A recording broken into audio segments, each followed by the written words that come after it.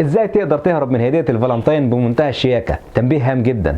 الفيديو ده موجه لكل شاب كادح مكافح غلبان كحيان، يعني اي شاب تاني يقدر يجيب هديه اتفضل يجيب، عشان بس ما حدش يقول ان احنا بندعو للكذب والحوارات والكلام ده. الفيديو ده للشباب الغلبان اللي مش قادر يجيب هديه وفي نفس الوقت مش عايز شكله يبقى وحش قدام خطيبته. الفيديو ده موجه ليك يا ابني، ما انت معذور، هتعمل ايه؟ ده لو كان فرض الهديه دي كان اسقط من عليك في الظروف اللي احنا فيها دي.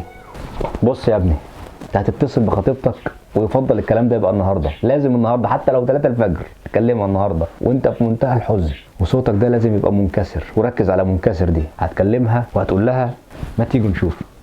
الو يا حبيبتي عامله ايه؟ تمام والله الحمد لله، انت كمان؟ لا ابدا مفيش حاجه، مفيش صدقيني مفيش حاجه.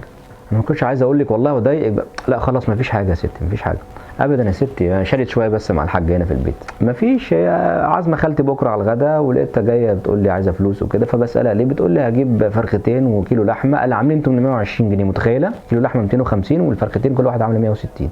ما هي المشكله انا ما كنتش عايز اقول لك، المشكله ان الفلوس اللي هي خدتها دي انا كنت شايلها بصراحه عشان اجيب لك هديه بكره. يعني انا عارف والله ان انت هتقدري والله، بس انا شايلهم مخصوص، ده انا بقالي كام شهر شايلهم بحوش فيهم، وحطيتهم في ظرف لوحدهم كده، كاتب عليهم هديه توتي، هديه توتي حبيبه قلبي، وراسم على الظرف قلب احمر من فوق. وبعدين ليه يعني؟ ليه فرختين وكيلو لحمه؟ طب ما كفايه فرخه واحده. ليه اصلا فراخ ولحمه؟ ما يا فراخ يا لحمه، حاجه من الاثنين. انا حلفت على فكره مش هدوق حاجه، مش هاكل حاجه ولا فراخ ولا لا صدقيني بجد مش هينفع والله.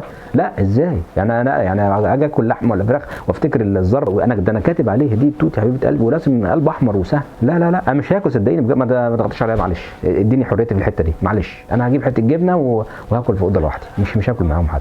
حاضر انا ههدى خالص بس انا مش هاكل معاهم عشان تبقى عارفه. بس ربنا يخليك يا حبيبتي، تسلمي والله. انا عارف والله ان انت يعني مقدره وكده، تسلمي لي، كل سنه وانت طيبه وهابي فالنتاين دي. خلي بالك على نفسك، مع السلامه مع السلامه. لازمتها ايه الفراخ واللحمه؟